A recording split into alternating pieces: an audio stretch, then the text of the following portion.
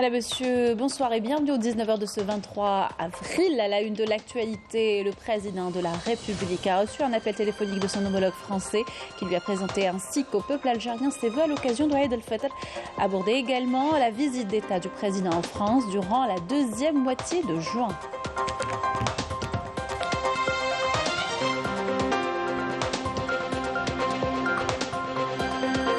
Facilitation pour les Algériens établis à l'étranger et baisse des prix des transports aériens et maritimes. Ces mesures saluées par les membres de la communauté qui ont commencé à quitter le pays. Illustration au port d'Alger.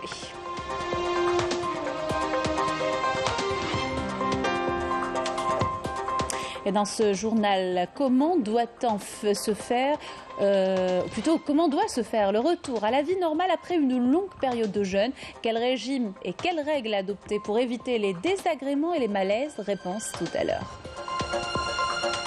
Les situations des droits de l'homme inquiétantes au Maroc. Associations et organisations dénoncent la répression, la détention arbitraire et les différentes formes de maltraitance que subissent les prisonniers marocains par le Marzen.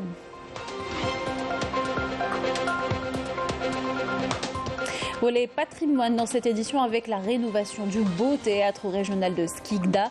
La mosquée de Sidi El-Moudan, également remise à neuf en 2006, trône depuis plus de 10 siècles à la vieille Casbah d'Alger. Bienvenue à tous, heureuse de vous retrouver. Je vous disais en titre, le président de la République a reçu ce jour un appel téléphonique du président de la République française, Emmanuel Macron, qui lui a présenté ainsi qu'au peuple algérien ses vœux à l'occasion de Eid el-Fitr. Les deux présidents ont également évoqué les relations bilatérales et les moyens de les renforcer, y compris la visite d'État du président de la République en France, qu'ils ont convenu d'organiser la deuxième moitié du mois de juin. Les équipes des deux pays poursuivent le travail pour en assurer le succès. Après les fêtes de Eid el-Fitr, un grand nombre d'Algériens sont rentrés chez eux à l'étranger et tout comme les arrivées, les départs sont facilités par les autorités. Les membres de la communauté, rappelez-vous, la communauté établie à l'étranger ont bénéficié de baisses de 50% des prix des transports aériens et maritimes, des mesures largement saluées. Illustration au port d'Alger par Melk Derrahmoun Walid Yousfi. Après avoir passé la dernière semaine du mois de Ramadan et Eid el-Fitr avec sa famille au pays, Hassan, accompagné de son fils, se prépare à repartir. Ils sont beaucoup à avoir décidé de faire le voyage du retour en bateau à bord du navire Badi Mokhtar III. Une fois arrivés au port d'Alger, tout a été mis en place pour leur permettre d'accomplir les formalités d'usage en un temps record. Je viens chaque année passer l'Aïd et une partie du mois de Ramadan en Algérie. Comparé aux années précédentes, nous n'avons pas eu de mal à trouver des billets. L'arrivée de ce nouveau navire est une bénédiction pour nous. Nous sommes arrivés la veille de la nuit du destin. On a passé de bons moments avec la famille et là on s'apprête à partir.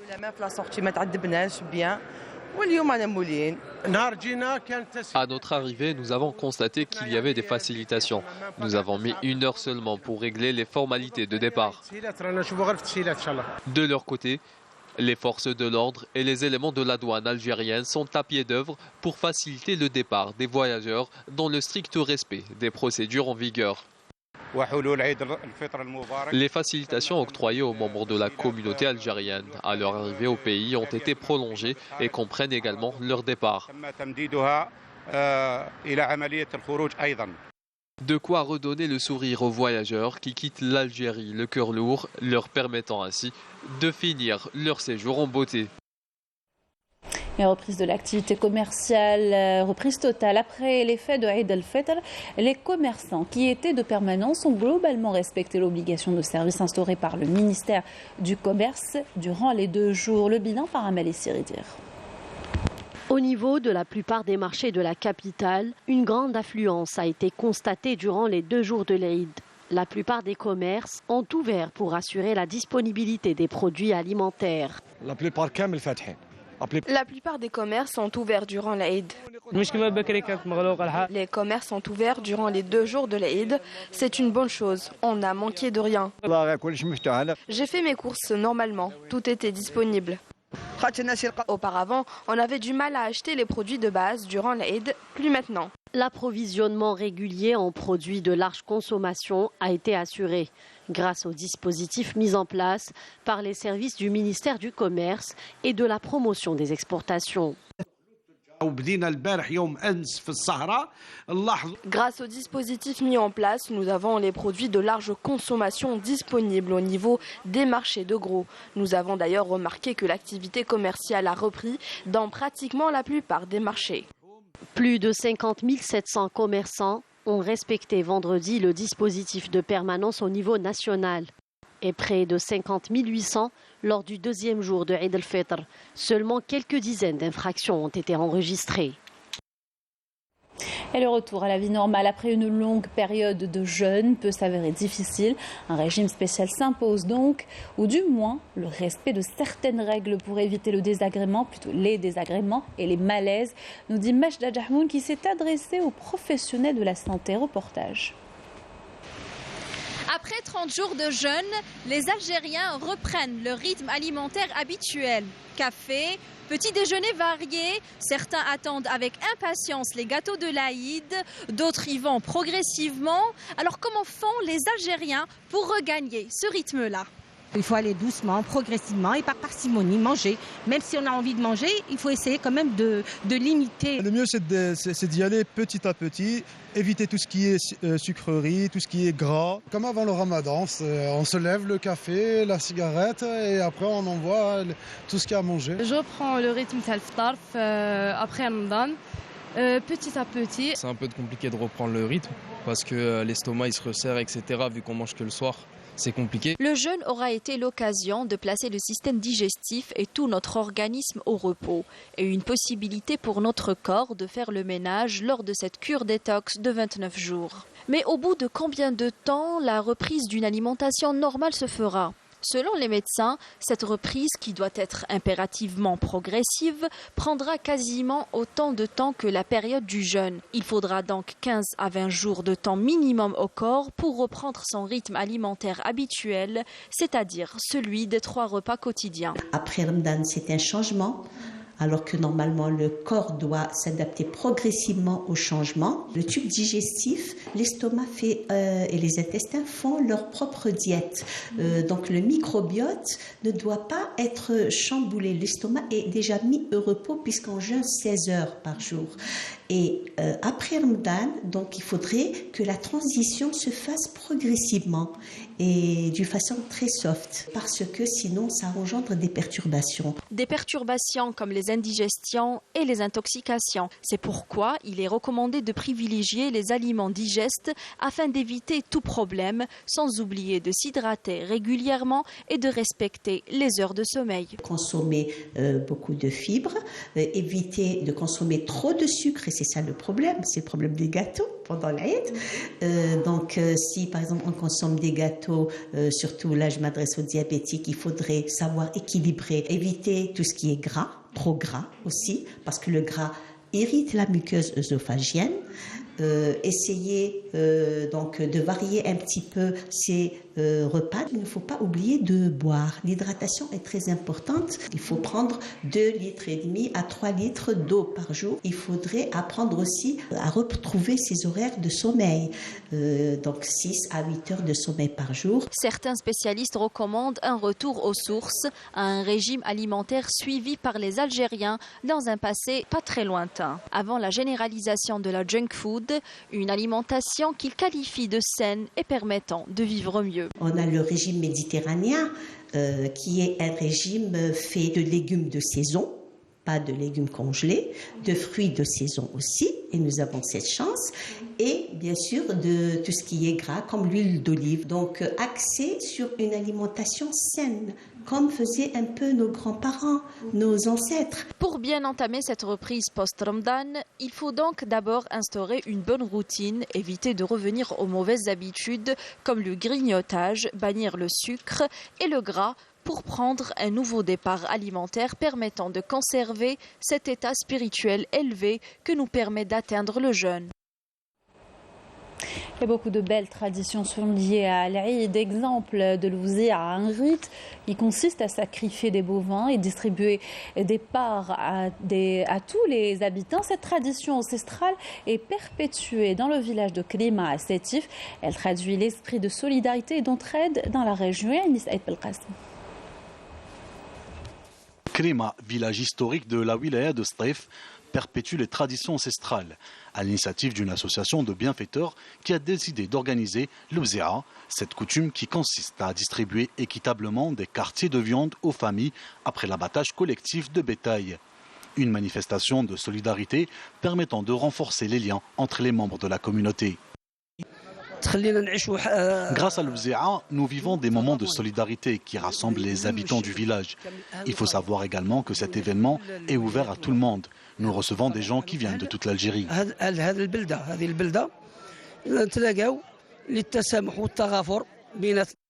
L'Ouzia, qui regroupe sans distinction les grands et les petits, les riches et les pauvres, est un moment de partage qui leur procure de la joie et permet par ailleurs aux jeunes générations de connaître cette tradition. Nous avons organisé l'Ouzia pour faire plaisir à nos jeunes du village, aux nécessiteux et orphelins. C'est une tradition ancestrale qui est perpétuée grâce aux bienfaiteurs et volontaires dans la joie.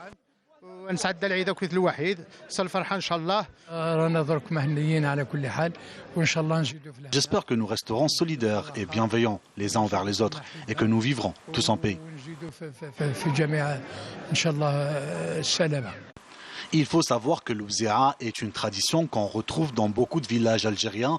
Elle est un événement très attendu par les villageois qui, au-delà de la viande, partagent un moment convivial où l'esprit de solidarité règne en maître.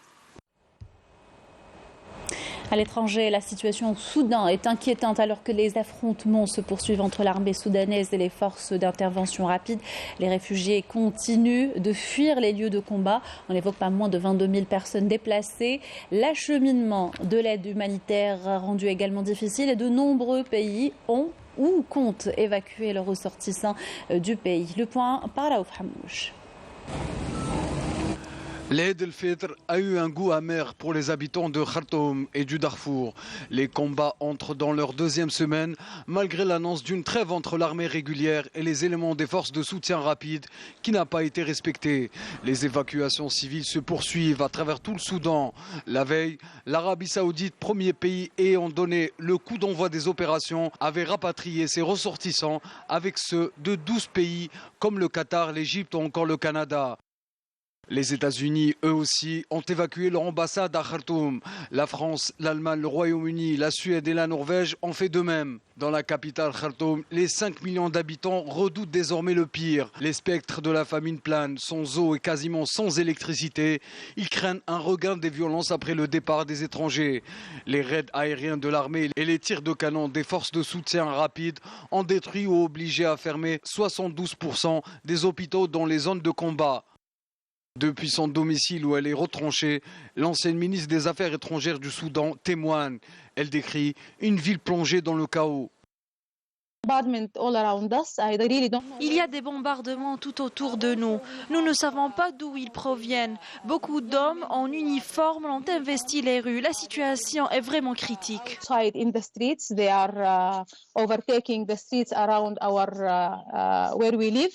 Les violences qui ont fait plus de 420 morts et 3700 blessés ont entraîné le déplacement de dizaines de milliers de personnes vers d'autres pays comme l'Égypte et le Tchad. Les appels à agir en urgence pour mettre fin au conflit se multiplient dans le monde entier pour éviter qu'une guerre civile ne s'installe dans le pays. Et les droits de l'homme au Maroc, sujet de plus en plus fréquent dans les instances internationales. À l'intérieur du pays également, les associations et organisations dénoncent la répression, la détention arbitraire et les différentes formes de maltraitance que subissent les prisonniers marocains. On évoque même de la torture parmi les nombreuses pratiques du Marzen. Les détails par Meliam Damis. Les droits humains et les libertés individuelles sont en nette régression au Maroc. C'est en tout cas ce qu'affirment des partis politiques marocains et les défenseurs des droits humains qui qualifient la situation de régression sans précédent. Les plus flagrantes violations des droits humains, les plus élémentaires, sont commises dans les établissements pénitentiaires du Maroc. La torture y prend de nombreuses formes qui portent atteinte aux droits fondamentaux. Certaines victimes ont perdu la vie suite à ces actes de barbarie et d'autres la raison.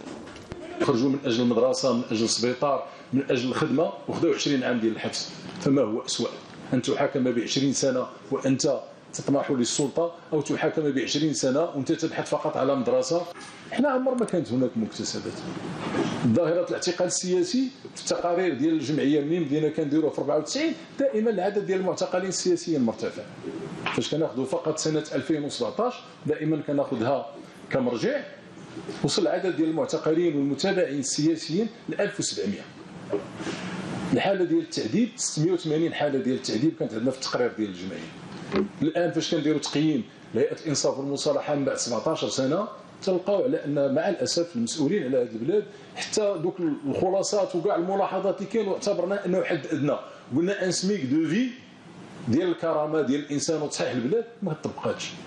بعيدين عليها من بعد 17 سنه باقي كنشوفوا التعذيب وباقي كنشوفوا الحاله ديال الاختفاء القسري اللي حنا في التقارير ديالنا ديال الجمعيه كنهضروا على 74 حاله. La répression, la violence et la torture sont désormais monnaie courante au Maroc. Le régime du Marzen ne manque pas d'imagination pour faire subir à son peuple les pires sévices, en commençant par la longue liste de manquements aux droits humains les plus élémentaires, tels que l'accès à la nourriture, à la santé, à l'éducation et au travail. Une attaque terroriste a secoué le centre du Mali samedi, causant la mort de 10 civils et 3 soldats. L'armée malienne a neutralisé pas moins de 88 terroristes. 28 parmi eux ont été tués lors de cet incident terroriste perfide, a annoncé le gouvernement malien. La mission onusienne au Mali a quant à elle condamné fermement cette attaque inacceptable perpétrée dans la zone aéroportuaire de Sévaré. Retour dans le pays pour parler sport et football. L'USM Alger affronte ce soir à partir de 20h l'AS Far au stade du 5 juillet. Match aller des quarts de finale de la Coupe de la CAF. Prévu, comme je l'ai dit tout à l'heure, au stade du 5 juillet. La rencontre est décisive pour le reste du parcours de l'USM Alger. Fatah Abada pour les détails. Abdelhak Benchicha, qui a longtemps exercé dans le pays de l'adversaire du jour, a certainement étudié profondément le jeu de cette équipe qui domine actuellement le championnat de son pays et devrait préparer un schéma tactique qui permettra aux coéquipiers de Aymen Mahious de gêner cet adversaire coriace et pourquoi pas remporter cette rencontre avec un écart favorable qui leur permettra de gérer à l'aise la phase retour, comme le précise son adjoint Farid Zemmiti.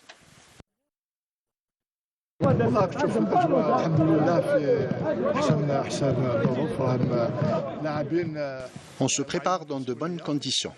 Les joueurs sont conscients de ce qui les attend. L'entraîneur a tracé un programme qu'on suit normalement.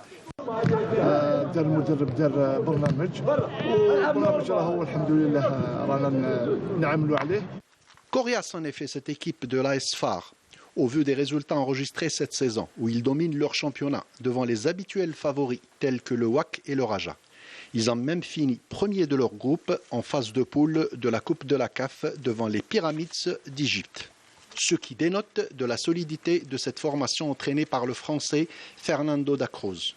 Mais en face, une équipe usmiste qui a des atouts à faire valoir au vu des résultats enregistrés en phase de poule par les coéquipiers de Zouari.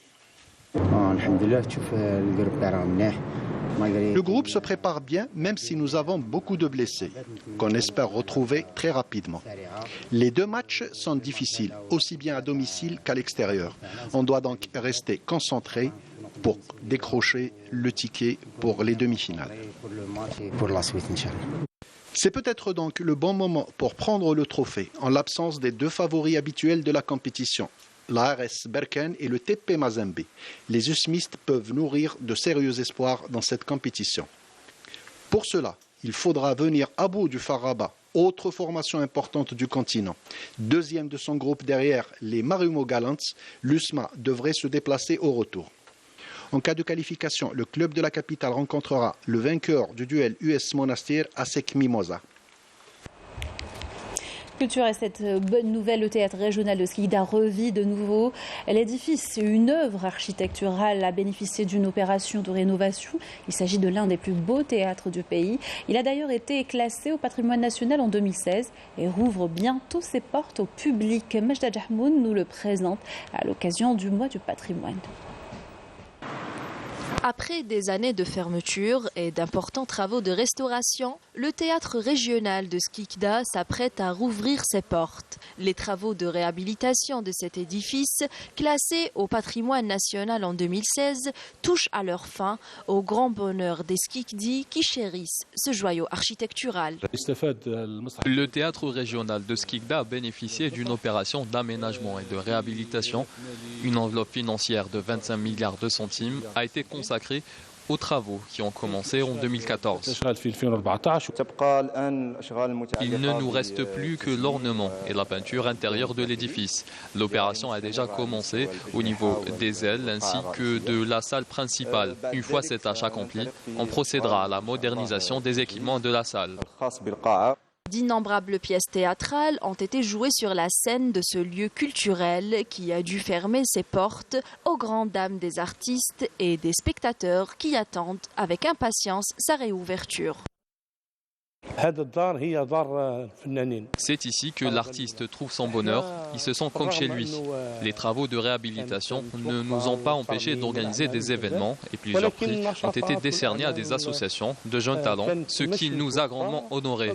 Nous attendons avec impatience sa réouverture. Le public est impatient de revoir les pièces théâtrales comme avant. Cela nous manque énormément et nous nous reverrons. Rendez-vous avec leur public dans cette majestueuse œuvre architecturale, et ce, le jour de la fête de l'indépendance. Et l'un des plus anciens monuments de l'Algérois, si ce n'est le plus ancien, Jama' Sidi Ramadan, trône toujours à la vieille Kasbah. Cet édifice érigé au Xe siècle est témoin des racines et de l'histoire de la Médina. La mosquée a été réhabilitée en 2006 et joue pleinement plutôt son rôle cultuel et culturel. Reportage de Yannis Belkacem.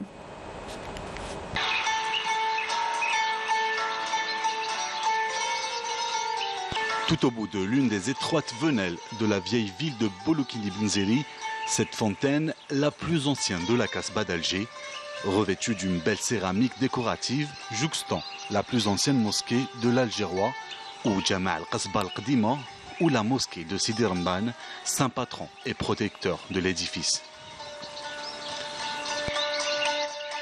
Sidi Ramadan. Selon ce que j'ai lu dans les mémoires de Sidi Abdelrahman el-Jilali, théologien algérien, paix à son âme, il avait cité que Sidi Ramadan était un commandant de la conquête musulmane. Et certains récits disent que c'est un saint homme. Sur une superficie de 400 mètres carrés avec un minaret de 12 mètres de hauteur, ce lieu de culte emblématique a été restauré en 2006 et peut accueillir jusqu'à 1000 fidèles. Quant à la période de son édification, les historiens évoquent deux sources. Le premier noyau dans lequel se trouve cette mosquée, c'est le plus ancien qui date quand même du Xe siècle. Et on suppose que la mosquée a été construite en 935. Après Jésus-Christ. Cette mosquée a été construite sur les ruines de la Kasbah berbère, voire même à l'époque médiévale. Je pense même qu'elle a été construite sur des ruines romaines.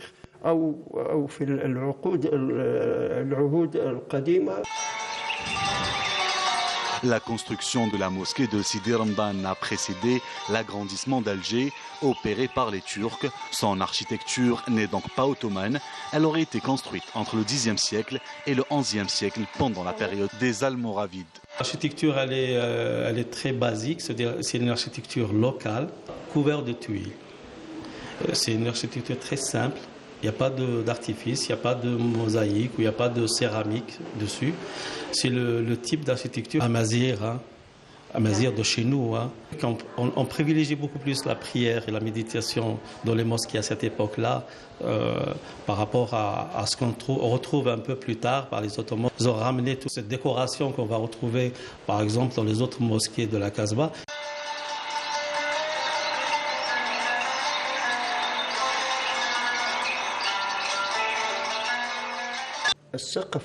Elle dispose d'un minaret carré, de toit en double pente et recouverte de tuiles rouges, posées à double versant et placées transversalement. 18 colonnes en pierre dessinent 3 allées longitudinales de 3 mètres de large et 9 travées latitudinales correspondant aux 9 toits couverts de tuiles. Et selon toutes ces données, nous pouvons distinguer que c'est une architecture typiquement de l'ère des Almoravides. Cette petite pièce est un autre témoin attestant du savoir-faire des populations de l'époque.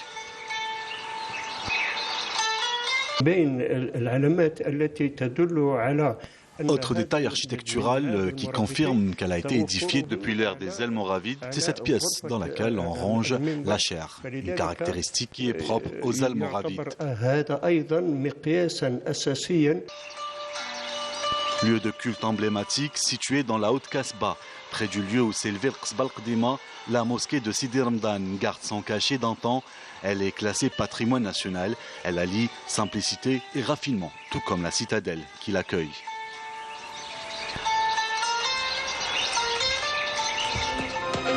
Voilà qui clôt notre journal. Merci de l'avoir suivi. Excellente soirée sur Canal Aljac.